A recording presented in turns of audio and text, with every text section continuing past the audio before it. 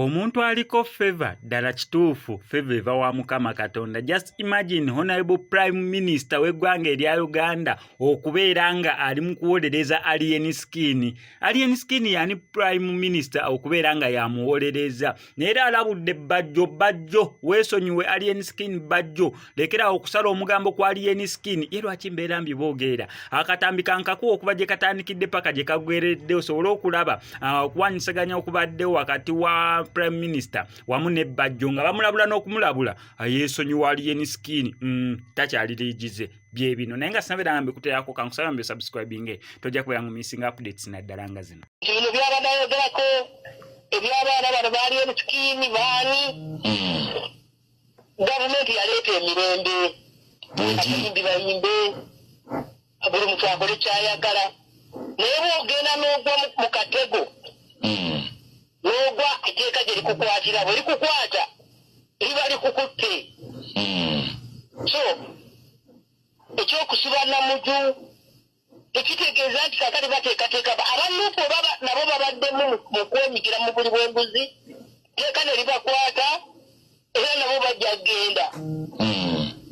owulidde so tusaba bajje bw'oba oteesa erinnya lya muzigo eyo lijjemu Honorable Bade yakuddamu ko Honorable Katonda. Honorable Nabanja kubanga tetwali agadde naawe kugwa mu katego katali kalungi. Honorable Tunyumirwa nnyo nga mwongera ebintu kakati ffe tugambe eryo ly'eddembe nze lyeyaleeta tutunuulira konfusion erimu FDC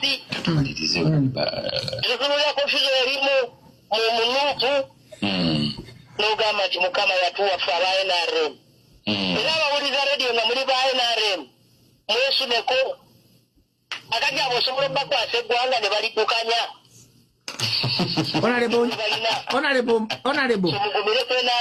Honorable nga tonava ku mpewo mugumire ku Pulezidenti Museveni Honorable gwe tuliko nga tonava nze kyotera Honorable katono nnyo Honorable katono nnyo olweggulo ngende erwengo Honorable Honorable Prime Minister abalinde Honorable Prime Minister Honorable Nabanja okutyako ng'olina ky'obuuza kati kyembuuza Honorable badde nkubuuza leka mubuuze Honorable network Honorable ayinza okubatambulira Honorable akuwulira muleka Honorable Nabanja okay nina kuddamu mufune kati Honorable Nabanja network naye kanzije kati